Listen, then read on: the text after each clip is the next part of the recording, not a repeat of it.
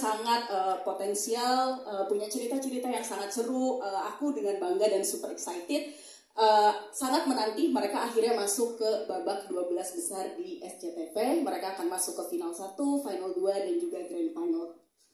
Semangat semuanya ya. Semangat semuanya. Terima kasih banyak Mbak informasinya. Dan teman-teman, itu tadi yang di-mention bahwa ada background menarik yang bisa diceritakan. Dan ini artinya challenging juga ya untuk ke 12 finalis ini nantinya akan seperti apa. Thank you banget sekali lagi untuk Mbak Disti. Dan sekarang kita akan berpindah sedikit ke sampingnya Pak Banar. Nah ini dia ada Pak Arif Maulana, Creative Manager VIP. Pak Banar kan tuh, Pak Arif. Nah, apa sih Pak yang sudah dipersiapkan oleh SCTV sendiri dan apa nantinya yang akan disajikan di panggung Gimme the Mic? Akan semeriah apa Pak yang kita saksikan nanti? Oke, terima kasih pertanyaannya. Intinya kami mencoba untuk menghadirkan sebuah show yang tidak biasa pastinya untuk SCTV, apalagi memang tadi Mas Bana juga sudah sampaikan bahwa ditayangkan di prime time, itu menjadi tanggung jawab kami juga untuk bisa menghadirkan sebuah show yang luar biasa. Dan bersyukur kita bisa bekerja sama juga dengan TikTok, bisa mendapatkan 12 kreator yang masing-masing secara organik mereka sudah mempunyai masanya sendiri gitu ya. Jadi secara kualitas peserta kita berharap juga mereka bisa menantang dirinya sendiri untuk bisa tampil yang selama ini mungkin hanya di depan layar handphone saja, sekarang sudah harus berada di TV nasional seperti itu. Dan untuk persiapannya sendiri, setiap peserta kami sudah sekarang dari hari kemarin sudah mulai memasuki masa karantina. Dan di masa karantina ini kami membekali mereka dengan persiapan-persiapan yang cukup harus bisa membuat mereka terlihat percaya diri nantinya gitu. Dari mulai pelatihan vokal, lalu nanti juga ada pelatihan koreografi, dan juga kami juga akan menghadirkan music director yang sudah terbiasa membuat musik di talent show yang sudah kita sepakati bersama juga. Ya, diharapkan dengan kolaborasi dari berbagai macam pihak tersebut, termasuk dari pesertanya, kita bisa menghadirkan sebuah show yang cukup menarik. Oke, luar biasa. Mungkin saya nambahkan. Boleh, nah kali ini Pak Bandar beneran. Silakan Pak Bandar. Mungkin nambahkan ya Mas Aib ya, karena kita kan kemarin SCTV baru ulang tahun. Mungkin teman-teman nonton panggung ulang tahun SCTV itu seperti apa? Saya nonton, luar biasa Pak. Nah, itulah panggung yang akan dipakai oleh Gimme the Mic.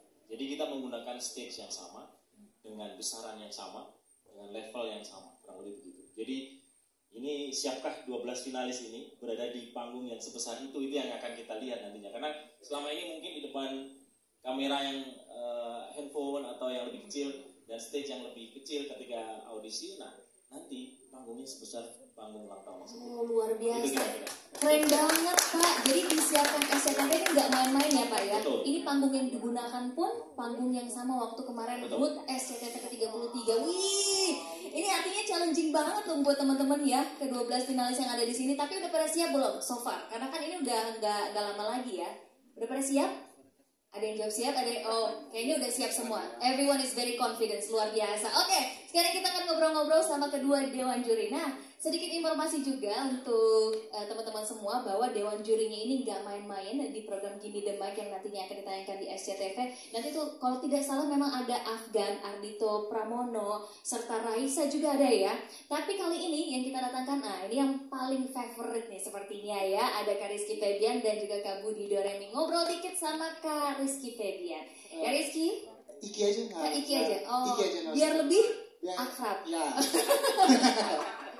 Kak Iki, Siap. ini gimana sih pengalamannya proses penjurian hingga akhirnya tersaring ke 12 finalis ini? Ada nggak sih Kak sepanjang proses ini hal-hal menarik yang Kakak temuin? Oke.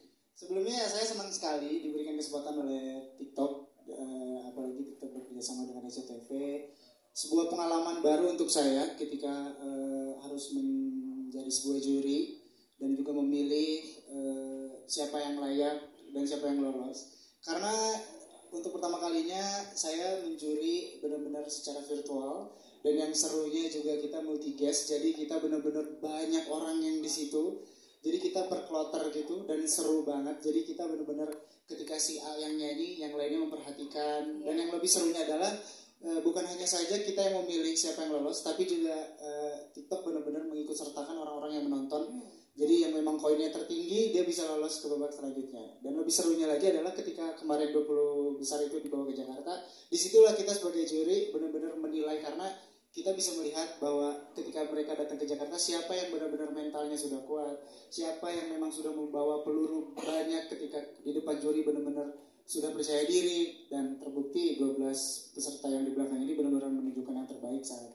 Wow, ini sudah untuk memilih mewakili TikTok, mewakili SCTV, untuk memilih bintang selanjutnya yang punya karakter yang merepresentasikan kebudayaan Indonesia, tetap bisa berkesenian yang indah, tapi juga punya karakter, adab, dan perilaku yang baik. Gitu. keren banget. Iya. Jadi bukan hanya suara aja ya, tapi Kak Budi juga memperhatikan aspek-aspek lain ya. Salah Betul. satu yang tadi sudah dibilang bahwa apa tadi Kak? Karakter yang harus juga kuat dan di-build mulai dari sekarang.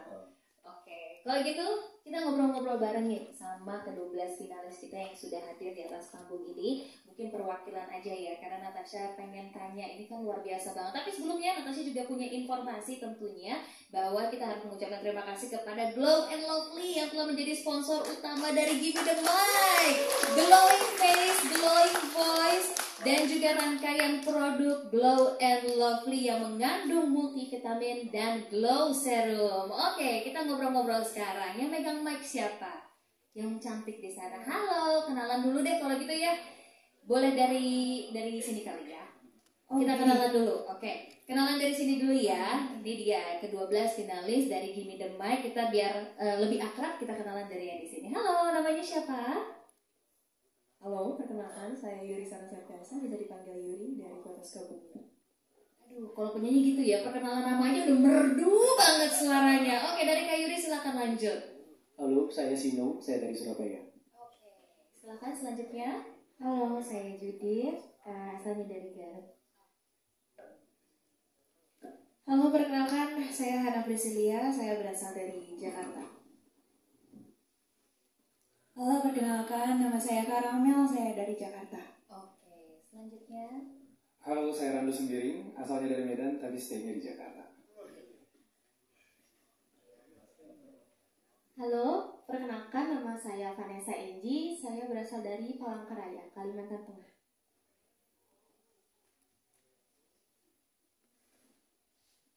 Halo, perkenalkan nama saya Yoko Brother, saya dari Manado, Sulawesi Utara. Manado. Keren. Halo, perkenalkan nama saya Rizky Teng, saya dari Maluku Utara, Ternate.